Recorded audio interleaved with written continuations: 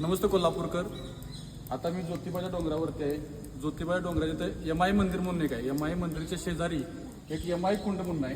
या कुंडाचं महत्त्व जास्त करून आता नवीन पिढीला माहीत नाही, जुन्या लोकांना माहीत आहे. या असं मानलं जातं की ह्या कुंडामध्ये आंघोळ केल्यानंतर तुमच्या अंगावर असलेल्या नाईटा, खरूज, कुठलं फंगल इन्फेक्शन असलं तर यामध्ये आंघोळ केल्यानंतर ते जायचं. पण ज्यावेळी ह्या कुंडाला मी व्हिजिट केली होती ह्याची अवस्था खूपच वाईट झाली होती. लोकांनी श्रद्धेच्या नावाखाली एवढी घाण करून ठेवली होती की काय सांगायलाच नको. लोकांनी यामध्ये प्लास्टिकचे दुरून, इस्ताऱ्या, त्याचबरोबर देवाचे फोटो असे बरेच वस्तू टाकून हा कुंड दूषित केला होता.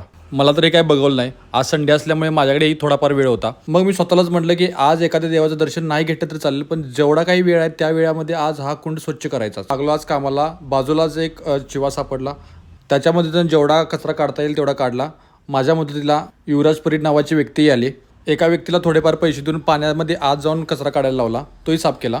हा कुंड स्वच्छ करायला मला 1 तास 2 तास लागले, पण तेवढं चालायचंच. आपली शहरे, आपली वास्तू, आपली मंदिरे ही आपल्याला स्वच्छ करायला लागणार. बाहेरून लोक येऊन कोण स्वच्छ करणार नाहीत. आपणच इथले रहिवासी आहेत. ह्या मंदिरामुळे, ह्या वास्तूमुळे आज आपली ओळख आहे ही आपल्याला जपली पाहिजेत. आणि अशा प्रकारे आजची स्वच्छता मोहीम पूर्ण झाली. मासे मला थँक्स म्हणून गेले.